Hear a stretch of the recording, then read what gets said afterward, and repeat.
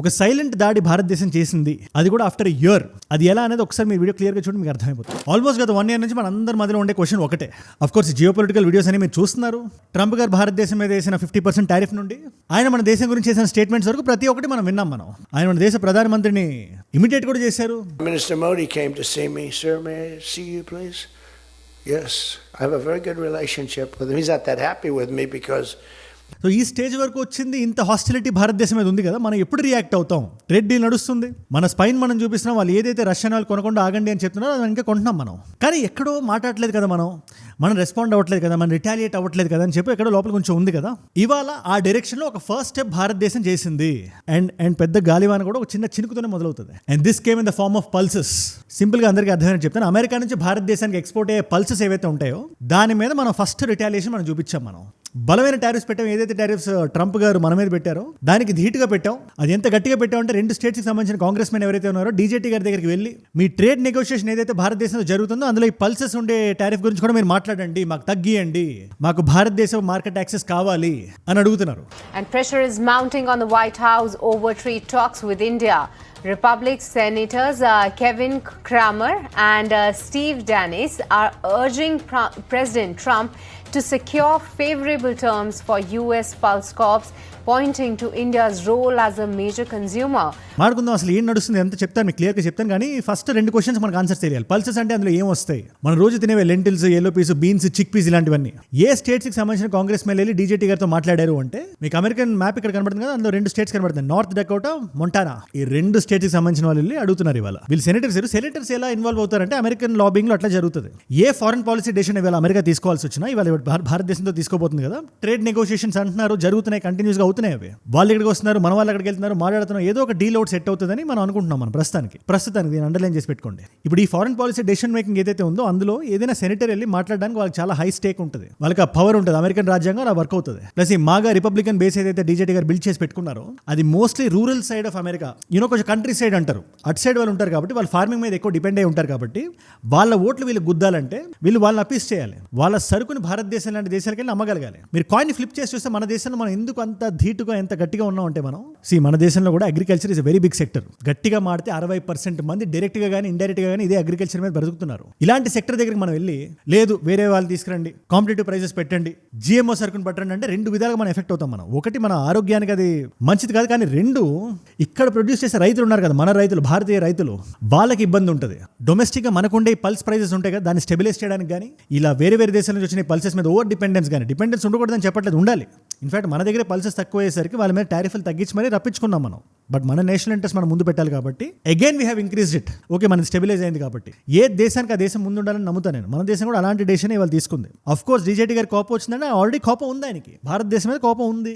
సరే పోనీ ఈ పల్సులు తగ్గిస్తే కోపం ఏమైనా తగ్గుతుంది అంటే తగ్గదు. ఆయన నేటో దేశాల మీద 10% టారిఫ్ అంటున్నాడు. ఆయన నా ఫ్రెండ్లీ దేశాలు లేదు, ఏ దేశాలు లేదు, నాకు బిజినెస్ చేస్తే నాకు పనికొచ్చేలా, నా మోరల్ కోడ్కి పనికొచ్చేలా ఉంటే ఆ దేశాన్ని నేను పొగుడుతా, లేకపోతే ఆ దేశం మీద టారిఫ్ వేస్తే బ్రూట్ ఫోర్స్ పెడతా అంటున్నాడు ఆయన. Denmark, France, Germany and the United Kingdom will face 10% tariffs starting on February 1st.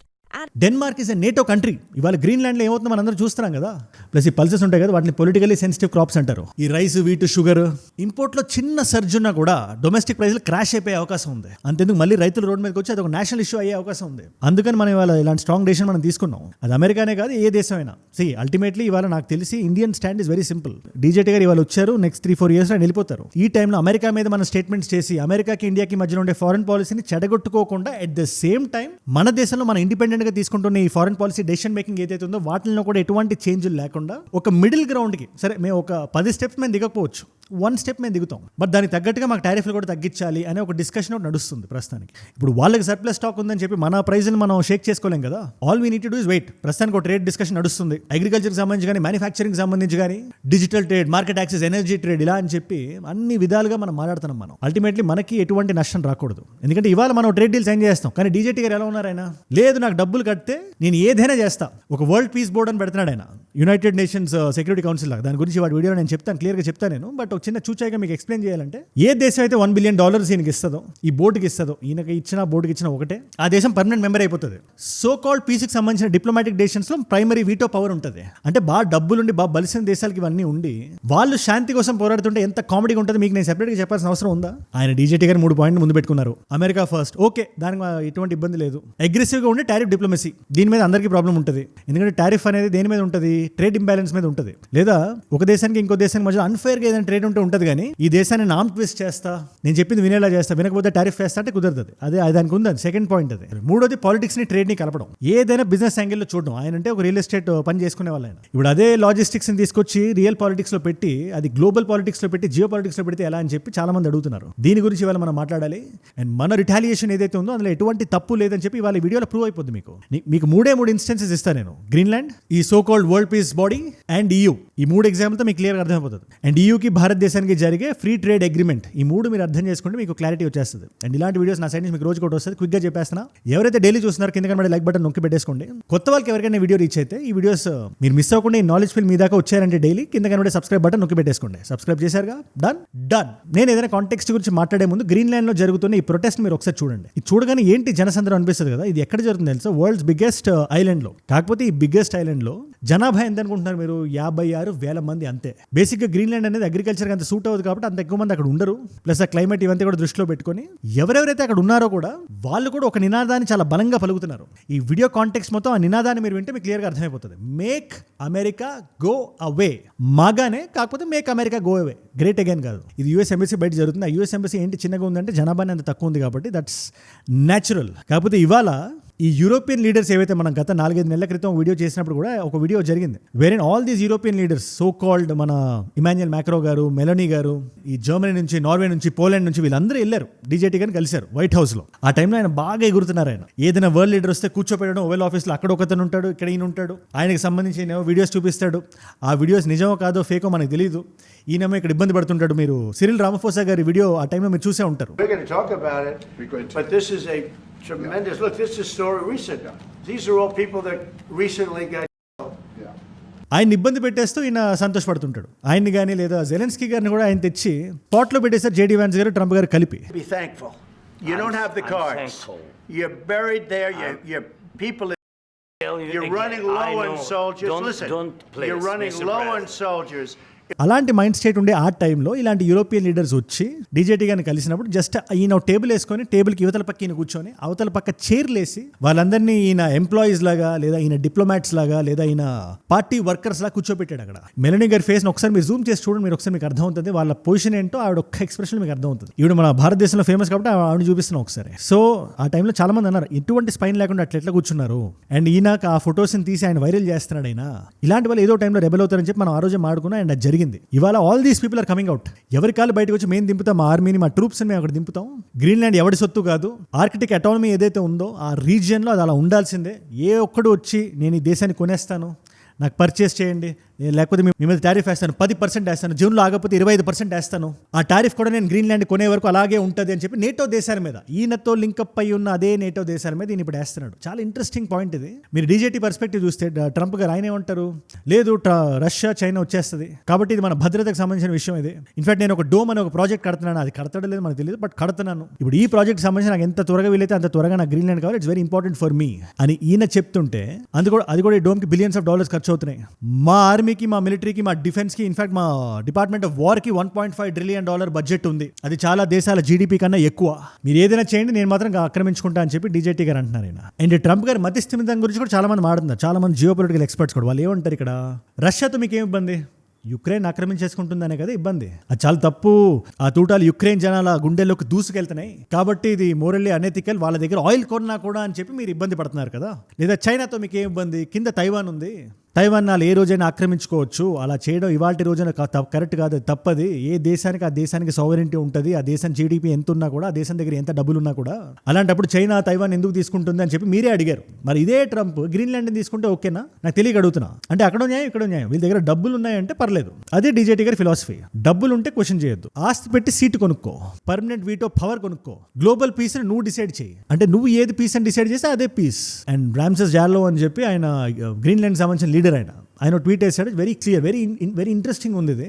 ఈ థాట్ ఒకసారి మీరు చూడండి. జో బైడెన్ గారు ఉన్నప్పుడు ఇదే గ్రీన్లాండ్లో 15,000 మంది ట్రూప్స్ ఉన్నారు, 15,000 మంది. అండ్ గ్రీన్లాండ్ అంటే మల్టిపుల్ లొకేషన్స్లో బేసెస్ పెట్టుకుని ఉంది అమెరికా. ఆ టైంలో అమెరికా గ్రీన్లాండ్ ఏం చేయలే. స్ట్రాటజిక్గా ట్రంప్ గారు వచ్చిన తర్వాత ఆ ట్రూప్స్ నన్ని వెనక్కి లాగేసుకొని ఆ బేసెస్ నన్ని తీసేసి ఒకే ఒక బేస్ గ్రీన్లాండ్లో పెట్టుకొని ప్రస్తుతానికి గ్రీన్లాండ్ సేఫ్ కాదు అన్నట్టు ఒక పోర్ట్రేయల్ చేసి మేము వచ్చి సేవ్ చేస్తామని చెప్పి మాకు అమ్మాయిమని అడుగుతున్నారు డీజేటీ గారు అని చెప్తున్నారు. ఇది ఎంతవరకు న్యాయం మీరే చెప్పండి నాకు. నేను మిమ్మల్ని అడుగుతున్నా, ఈ కేసులో మీరు యూరోప్ సైడ్ ఉన్నారా, నేటో సైడ్ ఉన్నారా, లేదా డీజేటీ గారి సైడ్ ఉన్నారా? నేను ఇండియా పేరు ఎందుకు చెప్పట్లేదు అంటే వీఆర్ వెరీ దాన్ని ఏమన్నా తెలియదు, బట్ మన పని ఇవాళ మనకి ఇంపార్టెంట్ కాబట్టి మన సమస్యను మనం ముందు పెడుతున్నాం. ఇప్పుడు మనం వెళ్ళి గ్రీన్లాండ్లో చాలా తలదూర్చి ఏదైనా మాట్లాడ అనవసరం.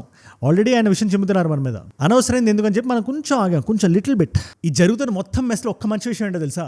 ఈ దేశాలు ఏవైతే స్పైన్ చూపించలేదు ఒకనొక టైంలో, ఈ యూరోపియన్ దేశాలు మళ్ళీ ఇప్పుడు వచ్చి అట్లీస్ట్ స్పైన్ చూపిస్తున్నాయి. మీ టారిఫ్లు మమ్మల్ని భయపెట్టావు, నువ్వు నా మీద ఎంతైనా 10% అను 20% అను, కానీ ఆర్కిటిక్ సెక్యూరిటీ మా రెస్పాన్సిబిలిటీ, అది మేము చూసుకుంటాం, అది మా సమస్య, దాంట్లో మీరు వేలు పెట్టకండి, మీరు అడ్డు రాకండి అని చెప్పి ఫ్రాన్స్ కొంచెం గట్టిగా స్పియర్ హెడ్ చేస్తూ దాని వెనకతల వేరే యూరోపియన్ దేశాలు కూడా కొన్ని గుమ్ముగూడాయి. ఈ Denmark, Finland, Germany, Netherlands, Norway, ఈ యూకే, స్వీడన్ ఇలాంటి దేశాలన్నీ కలిపి ఒక జాయింట్ స్టేట్మెంట్ రిలీజ్ చేసిన డీజేటీ గారి. అది ఆయన ఖచ్చితంగా నచ్చి ఉండదు, ససేమిరా అనే జోన్లో ఉండుంటాడు ప్రస్తుతానికి. But that's what is happening right now. America దగ్గర డబ్బులు ఉన్నాయి, ఆర్మీ ఉంది, ఎవ్రీథింగ్ ఇస్ దేర్. రేపు పొద్దున్న దాన్ని తీసేసుకోవచ్చు కూడా, కానీ ప్రపంచం మొత్తంతో ఒక ఎనిమిటీని బిల్డ్ చేస్తాడనే విషయాన్ని ఎవరు మర్చిపోకూడదు. యూరోప్కి అమెరికాకి కానీ ఒక యుద్ధం లాంటిది జరిగితే 21st సెంచరీలో one of the most important incidents అవుతుంది అది. ప్లస్ ఏదో గ్రీన్లాండ్ సేవ్ చేయాలంటే అమెరికా వచ్చి గ్రీన్లాండ్ కొనేసుకొని సేవ్ చేద్దామని ఏం లేదు అక్కడ. నేటోలో ఉండి కూడా చేయొచ్చు. అందుకే ఈ ఆర్టికల్ చూడండి ఒకసారి మీరు. America's hunger for Greenland is tearing NATO apart. ఈ ఆకలి ఏదైతే అమెరికా కొంత ప్రపంచం మొత్తాన్ని లాగేద్దామని చెప్పి అది నేటో లాంటి సంస్థను కూడా కుదిపేస్తుంది అది. అందుకని మన అలాంటి వ్యక్తి వచ్చి నాకు యుఎన్ సెక్యూరిటీ కౌన్సిల్ మీద నాకు అంత నమ్మకం లేదు, ఒక కొత్త బోర్డు పెడతా, వరల్డ్ పీస్ బోర్డ్ అని చెప్పి, ఈ బోర్డులో ఎవరైనా పర్మనెంట్ మెంబర్ కావాలంటే $1 బిలియన్ కట్టాలని చెప్పి ఆయన అంటున్నాడు. ఇది ఎంత హాస్యాస్పదంగా ఉందంటే, first of all UN example మనం తీసుకుందాం. యుఎన్లో ఒక దేశపు పలుకుబడిని బట్టి, డబ్బుని బట్టి, క్యాపిటల్ని బట్టి ఓట్ పవర్ ఉండదు. Vote power is common. ఎవరైతే 15 కంట్రీస్ ఉన్నాయో అందులో 10 countries are non permanent, 5 are permanent. United Kingdom ఉంది, ఫ్రాన్స్ ఉంది, రష్యా ఉంది, చైనా ఉంది. ఇవి కాకుండా రెండు సంవత్సరాలకు కొన్ని కంట్రీస్ మారుతుంటాయి. ఈ దేశాలకు పవర్ ఉంటుంది, బట్ ఈ 5 దేశాలకు మాత్రం వీటో పవర్ ఉంటుంది, స్ట్రాంగెస్ట్ పవర్ అనుకోండి. ఏదైనా ఒక కీ డెసిషన్ మేకింగ్ తీసుకోవాలంటే. ఇవాళ యుఎన్ కొంచెం భారతదేశానికి సంబంధించి కొంచెం అటు ఇటు ఉంటుంది. ఇది మనందరికీ తెలిసిన విషయం, నేను మీకు సెపరేట్గా చెప్పాల్సిన అవసరం లేదు. ఇలాంటి టైంలో ఇలాంటి బోర్డు ఒకటి తెచ్చి, ఈ బోర్డులో మీ దగ్గర $1 బిలియన్ ఉంటే ఆ $1 బిలియన్ చాలా దేశాల దగ్గర ఉండి కూడా ఉండవు. ఇలా వెచ్చించి ఇలాంటి బోర్డుకి వచ్చి పర్మనెంట్ మెంబర్ అవ్వడానికి. అంటే మీరు శాంతిని కూడా మీరు దానికి రేట్ కట్టి అమ్మేస్తున్నారు. అమ్మేసి అక్కడ జనాలు కూర్చోబెట్టి వాళ్ళు డిసైడ్ చేస్తారు, పలానా గాజాలో శాంతి కావాలి, బట్ గ్రీన్లాండ్లో అవసరంలా, యుక్రెయిన్లో శాంతి కావాలి, కానీ వెనిజువేలాలో అవసరంలా. ఈ హిపోక్రసీ గురించి మనం మాట్లాడాలి, అమెరికన్ హిపోక్రసీ గురించి. అండ్ ఈ బోర్డు ఏంటి, ఎందుకు పెట్టారు అదంతా అంటే, సింపుల్ గా చెప్పాలంటే ఈ గాజా కోసం ఫస్ట్ మిషన్ ఇస్ గాజా మొత్తం డెమాలిష్ అయిపోయింది కదా, దాని రీకన్స్ట్రక్షన్ కి ఈ బోర్డు ఒకటి ఉంటుంది అని చెప్పి కొన్ని కంట్రీస్ జాయిన్ కూడా అయినాయి. ఐ డోంట్ నో, ఇది వినడానికి చాలా వెరైటీగా ఉంది. దీనికి మన inaugural chairman is DJT only, Trump గారే. ఆయన ఓవర్సీ చేస్తూ, ఎందుకంటే ఆయనకి ఏదైనా డబ్బుతో మాట్లాడాలి, అండ్ ఇక్కడ డబ్బు ఉంది, $1 billion per permanent membership. And power అయితే ఎక్కడైతే రూల్ బేస్డ్ గా కాకుండా పర్సన్ సెంట్రిక్ గా ఉంటుందో అక్కడ ధర్మం ఉండదు. ఈ విషయాన్ని గుర్తుపెట్టుకోండి. అంటే ఏం లేదు, ఇక్కడ పే టు స్టే ప్రొటెక్టెడ్. ఏదైనా దేశానికి ఏదైనా భంగం కలుగుతుంది, ఇబ్బంది ఉంది అనుకుంటే $1 బిలియన్ కష్టపడి ఏదో చేసి జనాల ట్యాక్సీల రూపంలో వాళ్ళ రక్తాన్ని తాగి లాగేసి ఈ బోర్డుకి ఇస్తే అమెరికా మిమ్మల్ని ప్రొటెక్ట్ చేస్తుంది, మాకు డబ్బులు కట్టండి అని చెప్తుంది అమెరికా. ఈ స్థాయికి దిగజారింది. చూడాలి మరి ఈ కథ ఏందో, ఇది ఎక్కడి వరకు వెళ్తుందో. నేను మిమ్మల్ని ఒకటే క్వశ్చన్ అడుగుదాం అనుకుంటున్నా. ఈ ఎంటైర్ సిచ్యువేషన్ లో wear do you think wind ఎటు బ్లో అవుతుంది అమెరికాకి సంబంధించి? ఈ ఫోర్స్, ఈ ఫ్లో ఇలాగే ఉంటుందా, లేకపోతే ఒక కంప్లీట్ అపోజిషన్ వేరే దేశాల నుంచి వచ్చి అమెరికా తగ్గే అవకాశం ఉందని మీరు అనుకుంటున్నారా? నాకు కింద కామెంట్స్ లో ఖచ్చితంగా రాయండి. ఇవాల్టి మల్టిపుల్ చాయిస్ క్వశ్చన్ మీ అందరికీ, ఈ యునైటెడ్ నేషన్స్ ఉంది కదా, ఇది పర్మనెంట్ మెంబర్స్ కి వీటో పవర్ ఏ సంవత్సరంలో ఇష్యూ చేయడం మొదలుపెట్టింది? Option A is 1944, option B is 1945, option C is 1947, option D is 1951. మీకు సమాధానం తెలిస్తే కింద రండి. తెలుసుకుందాం అనుకుంటే ఇన్స్టాగ్రామ్కి వచ్చేసేయండి. అక్కడ అజయ్ ఫ్రమ్ ఏజూడ్ అని ఉంటుంది. అజయ్ ఫ్రమ్ అని రండి, వచ్చేసే వెరిఫైడ్ ప్రొఫైల్, టిక్ మార్క్ ఉంటుంది, 1+ మిలియన్ ఫాలోవర్స్ ఉంటారు. మీరు టక్ అని వచ్చేయచ్చు. అక్కడ ఇలాంటి వీడియోస్ని రీల్స్లా చూడొచ్చు. నాకు ఏదైనా వీడియో ఐడియాని మీరు టాపిక్ ఇలా ఇద్దాం అనుకున్నాను, ఎందుకంటే మీరు అక్కడ చెప్పేది ఇక్కడ వస్తుంది. ఈ ఛానల్ నేను అది కన్సిస్టెంట్గా నేను మెయింటైన్ చేస్తాను to give you that value. So డెఫినెట్గా రండి, ఫాలో అయి పెట్టేసుకోండి. అండ్ ఏజూడ్ గ్లోబల్ అన్ఫిల్టర్డ్ అని we have 2 other channels. Me non Telugu ఫ్రెండ్స్కి నాకంటే వీడియోస్ మీరు షేర్ చేద్దాం అనుకున్నా, లేదా fitness, fashion, grooming, life style kind of content నా సైడ్ మీరు చూద్దాం అనుకున్నా కూడా it's a great place. And మీరు ఇక్కడ దాకా ఈ వీడియోలో వచ్చారంటే వీడియోస్ మిమ్మల్ని ఆకట్టుకుంటున్నాయి, ఒక వాల్యూ పొందుతున్నారు. Thank you so much for that. మీరు ఇస్తున్న వాచ్ టైం, రిటెన్షన్ ఉంది కదా, ప్రాణం పెట్టి నన్ను పనిచేయడానికి, రోజు నిర్భయంగా, నిర్మోహమాటంగా మాట్లాడడానికి నన్ను ప్రేరేపిస్తుంది, ప్రోత్సహిస్తుంది. దానికి మీరే నా ప్రేరణ. You are my inspiration. In fact మీలో డైలీ చూస్తున్న వాళ్ళకి ఒకటే, కింద కనబడే లైక్ బటన్ గుద్దండి. మీరు నాకు వీడియోస్ నచ్చుతున్నాయి, మీరు నాకు చెప్పడానికి అది మాధ్యమం. అది లేదు, కొత్త వాళ్ళు ఎవరైనా ఉన్నారు, ఇది మీ ఫస్ట్ వీడియో ఇక్కడ దాకా వచ్చారంటే ఖచ్చితంగా నా వీడియోస్ మీకు నచ్చుతాయి, డైలీ వస్తాయి. ఈ నాలెడ్జ్ పిల్ మీ దాకా రావాలి, మీరు ఆఫీస్ నుంచి కాలేజ్ నుంచి వెనక్కి వచ్చిన తర్వాత అనుకుంటే పడుకునే ముందు కింద కనబడే సబ్స్క్రైబ్ బటన్ నొక్కి పెట్టేసుకోండి. సబ్స్క్రైబ్ చేశారుగా, డన్. మీకోసం నేను కాంప్లిమెంటరీ వీడియోస్ పెడుతున్నా. ఈ వీడియోలో డీజేటీ గారికి నోబెల్ ప్రైజ్ కమిటీకి ఒక మంచి ఎంబారెసింగ్ సిచ్యువేషన్ ఒకటి జరిగింది. అది వినడానికి చాలా హాస్యాస్పదంగా ఉంటుంది. ఆ వీడియో ఇక్కడ ఉంది. Very interesting video, but value adding video. లేదు ఇండియాలో జరిగింది తెలుసుకుందాం అనుకుంటే, బెంగళూరులో షర్మిల అనే ఒక ఆవిడికి 34 ఏళ్ళ ఆవిడికి ఒక దుర్ఘటన జరిగింది. అది ఏంటి అంటే ఆ వీడియో ఇక్కడ ఉంది. మీకు ఏ వీడియో ఇంట్రెస్ట్ ఉంటే ఆ వీడియోని చూడండి. నేను మళ్ళీ మిమ్మల్ని రేపు కలుస్తా. మనందరం కలిసి పెరగాలి, కలిసి ఎదగాలి. Let us all grow together. Let us all rise together. Rise above ignorance, rise above arrogance, rise above hate. ఏజుడ్ అంటే మనం. జై హింద్, జై భారత్, జై ఆంజనేయ, ఓం నమః శివాయ.